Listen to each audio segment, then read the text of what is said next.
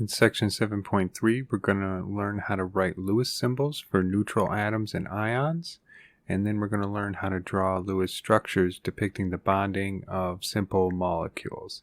And this is going to be a really important one for anybody who's looking to move forward to organic chemistry, as this is really the basis for all of the nomenclature that you're going to be covering in organic chemistry and how we write those more complicated organic molecules. So Lewis symbols are the typical way of depicting valence shell electrons and chemical bonds. Lewis symbols consist of an elemental symbol surrounded by one dot for each of its valence electrons. So in the case of sodium, we know it has electron configuration that has a core of neon and a 3s1, so one electron in the s orbital in the third energy level. So we're going to write a sodium symbol with that one electron as a dot around it. And you can do that for any of these other guys here. For instance, magnesium has two s electrons, so it gets two dots, so on and so forth, until you get to a noble gas that's going to have a full octet all the way around it. Lewis symbols can be used to depict ions. Cations are formed by losing the valence electrons. So you can see that once you lose that valence electron, you wind up writing the sodium ion just like you typically would, because it now has no electrons on the outside of it in its valence shell, plus an electron. And calcium you would do similarly. But then when you get to the anions, you're filling in an electron, so you're going to add a dot, and you're still going to give it that negative charge. Here's another example for sulfur, and you're going to add those two, and you're going to give it the negative charge. So typically, you're either going to wind up with one that has no dots around it, right, because it's lost an electron to expose that noble gas core, or you're going to wind up with one with 8 around it because it gained enough electrons to gain the full octet and become isoelectronic with another noble gas that was larger than it. So previously, we expressed the formation of ionic compounds using molecular formulas. Here's an example where we have 2 moles of sodium solid mixing with 1 mole of chlorine gas to form 2 moles of sodium chloride solid. This representation is useful for understanding stoichiometry, but it lacks useful information about the transfer of electrons. We don't know how that worked out, how the electrons moved around when we write it this way. So when depicting electron transfers, electronic transfers is desirable. Lewis structures can be used instead. So here we have the same sort of reaction where we have sodium here and chlorine here. We can see that an electron gets passed over to chlorine and it forms this ionic compound. And we could do that with any other formation of ionic compounds. And you can see that the way that we're ultimately depicting them is we put the anion in these big square brackets. We put its charge on the outside, and then we have the counterbalancing cation on the outside. And now we can see that sodium gave up 1 electron, magnesium gave up 2, and calcium gave up 1 electron to 2 different fluorine atoms. Lewis structures can also be used to illustrate the sharing of electrons to form covalent bonds. And when we do that, we're going to start to write them next to each other. And we're going to have this dot and this dot overlap in the same spot here. So you can see that they're overlapping, and now they're sharing these 2 electrons that are between the 2 nuclei. The shared pairs of electrons involved in bonding are written between the atoms. All other valence electrons not involved in bonding are drawn around their respective atoms. These electrons are called lone pairs. To make bonding more explicit, shared pairs of electrons are replaced with lines. So this is how you're typically going to see it, especially in like organic chemistry and stuff. A single pair of electrons in a covalent bond are referred to as a single bond. So instead of just having the 2 dots shared here, we draw a line to indicate that that's a bonding set, and we can do the same thing with chlorine here. And you're still going to have the dots on the outside to indicate where the lone pairs are. So earlier we saw that compounds form bonds to obtain an electronic configuration that's isoelectronic with noble gases.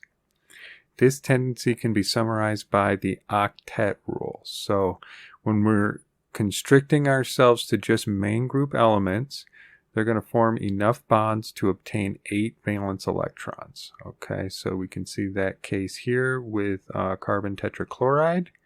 They're all going to have 8. Chlorine has its 7, and it's going to have the 1 from the bond here, or 2 from the bonding here. And carbon in this case gets 2 electrons, 1 from each bond, so it also is going to have 8. Okay, so we're kind of double counting the electrons that are in the bond, and we're going to add in all of our valence electrons, lone pair electrons. And we can do the similar sort of thing with silane over here.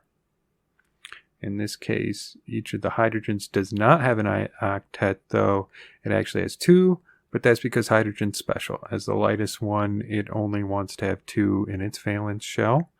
So that's a special case there. It is possible for a pair of atoms to form more than one bond to obtain a full octet. Okay, so as we saw that they could share the double bond, sometimes they need to do that to get their octet. Double bonds are formed when 4 electrons are shared. Triple bonds are formed when 6 electrons are shared. So here we have an example of formaldehyde. If we just had one, if this bond here was just a lone pair here, then oxygen would have its full octet, but carbon wouldn't. Okay, so to give carbon the electrons it needs for a full octet, it's going to share that lone pair and form a double bond here. Okay, similarly with ethylene, right? We need to have 4 bonds going to our carbon, even if some of them are double bonds. So we got 1, 2, 3, 4. 1, 2, 3, 4. Here we have an example of carbon monoxide where we're forming a triple bond and then giving a lone pair to the carbon. And oxygen also has 3 bonds and a lone pair. So they both get their octet in this scenario. And here we have the case of the cyanide ion. You can see here that we actually have to have a negative charge on it in order to give all of them their octets. This is why this would be a stable anion, because it has a configuration that's allowing both the carbon and the nitrogen to have their full octets. Simple molecules can be drawn by simply pairing off unpaired electrons. So if we have bromine needs 1 more electron to get its octet, hydrogen wants to give up this guy to get its to expose its inner shell in the case of hydrogen. We're just going to pair them off, and we get to do the same thing with sulfur here and nitrogen. And you can see that that's going to lead to a triple bond, because each one of these pairing offs is going to be another bond formed.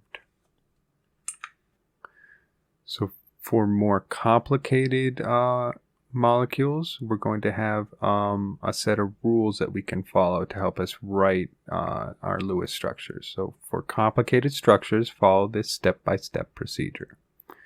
First, we're going to determine the total number of valence outer shell electrons, okay? And this has to do with dealing with our ions. So for cations, we're going to subtract 1 electron for each positive charge. And for anions, we're going to add 1 electron for each negative charge. Then, second, we're going to draw a skeleton structure and arrange the atoms around a central atom.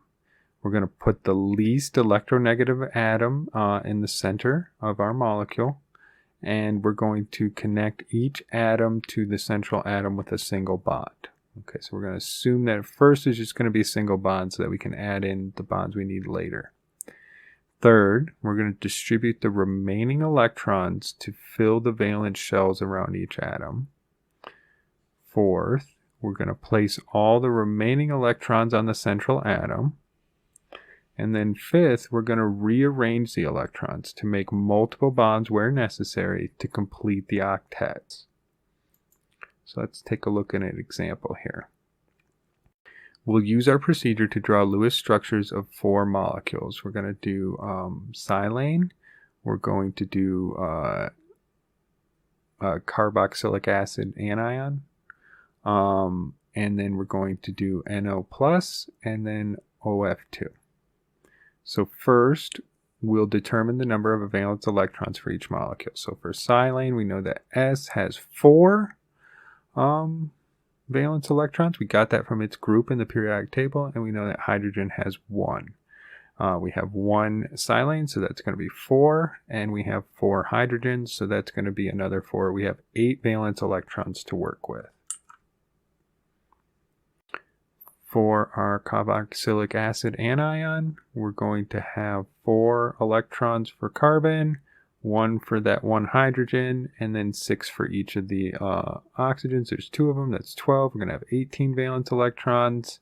If we do the same thing for NO here, oh, we did have to add an extra electron here because it is a negative, right? So that's how we get our 18. And then here we have a positive, so we're going to have to take 1 away. And that's going to be our 10 valence electrons when we do the math for that one. And then for the finally, we're going to have 1 oxygen with its 6 valence, and we're going to have 7 valence electrons for each one of the fluorines. There's 2 of them, that's 14. We're going to get 20 valence electrons. Okay. So now we can draw the skeleton structures for each of the molecules. We're going to remember to use the least electronegative atom at the center. So we can go back to our periodic table where we had the electronegativity. We'll see silicone goes in the center. And we're going to draw a single bond to each one of the hydrogens. We're going to put carbon in the center. We're going to draw out our single bonds to each one of those. We're going to put it in the square brackets, and we're going to note that it is a negative here so that we don't forget that, okay? And we're going to do the same thing for our NO. Here we don't have a central atom because there's just 2 of them, right? But here we know that we need to put oxygen in the center because it's the least electronegative, fluorine being the most electronegative atom. So next, we can fill in the valence shells of the outer atoms. Remember, we can't use more electrons than we initially calculated. So we're going to keep filling them in until we get to the original ones that we calculated. Silicon or silane already has a full octet, so no further steps will be necessary. So silicon here wants to have 8. It gets 2 from each of the bonds, so it's good. Hydrogen wants to have 2, and it gets 2 from each one of the bonds that it has, so we're already good here, okay? For carbon, hydrogen's already happy, right? We have carbon here. It's going to form each of these bonds, but we're not dealing with that central atom yet, right? But he's not happy. He's only got 6, right? He's only got the 2 from each of those 3 bonds. But we can go ahead and fill in the oxygens until they're happy. So they're going to be 6 here plus the 2 from here. This guy's got 8 now. This guy's got 8 now. They're both happy. Nitrogen, it's going to have its 1, 2, 3, 4, 5, 6. 1, 2, 3, 4, 5, 6. Neither of these guys is really happy yet.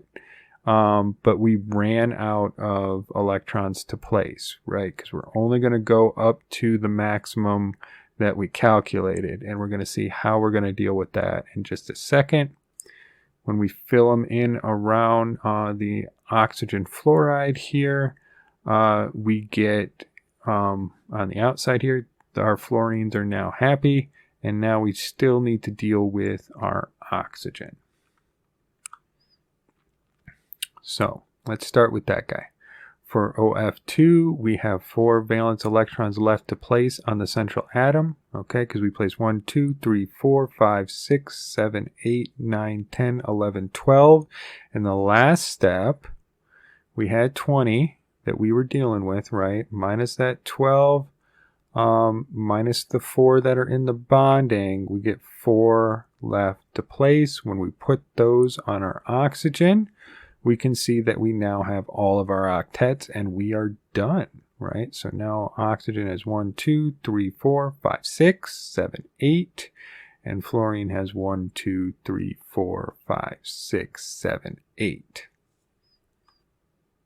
Okay, so for our carboxylic acid anion here, we have ran out of valence electrons. To fulfill carbon's octet, we have to add multiple bonds now. So because we do not have our carbon happy here, we're going to have to shuffle around some of these lone pairs to give us double bonds now. What we're going to wind up doing is we're going to take this lone pair here and we're going to push it back off onto the carbon. Now, it would not have mattered if we had taken this lone pair and done that because there's some symmetry here, right?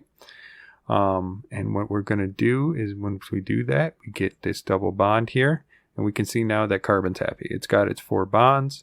This oxygen is happy because it has 1, 2, 3, 4, 5, 6, 7, 8.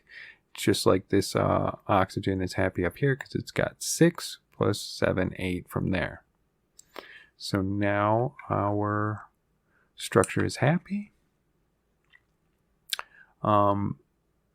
We'll need multiple bonds as well when we're dealing with our NO. So let's move one of the oxygen lone pairs to form a double bond. We're going to move this guy down there. This is going to give us this structure here, right? And we can see right away that oxygen is still not happy, right? It's got 2, 4, 5, 6. It needs 8, right? So we still don't have our full octet. We'll have to move another lone pair. This one should come from nitrogen. So if we move the one down from nitrogen, now both of them have 2, 4, 6, 7, 8. Oxygen is 2, 4, 6, 7, 8. And now they're both happy with their full octet. Because hydrogen only requires 2 electrons to fill its outer shell, it's an exception to the octet rule, and we've seen that so far. So that's what leads us to structures like ammonia, water, and hydrogen fluoride. Transition elements and intertransition elements also do not follow the octet rule, because remember, the octet rule only applied to our main group, so that's where we were limiting ourselves to. So let's look at our exceptions to the octet rule. Covalent molecules without an octet on their central atom fall into 3 categories. So we're going to have our odd electron molecules that have an odd number of valence electrons and therefore have an unpaired electron. We're going to have our electron deficient molecules that have a central atom that has fewer electrons than is needed for a noble gas configuration. And we're going to have our hypervalent molecules that have a central atom that has more electrons than is needed for a noble gas configuration. So all of these are going to lead to some levels of instability, but sometimes you can wind up with electronic configurations that are still pretty stable. So our odd electron molecules are known as free radicals. Okay, and you're going to see these come up in organic chemistry a lot because they're really, really reactive. All right, so the instability caused by unpaired electrons cause free radicals to be particularly reactive, despite having a neutral charge.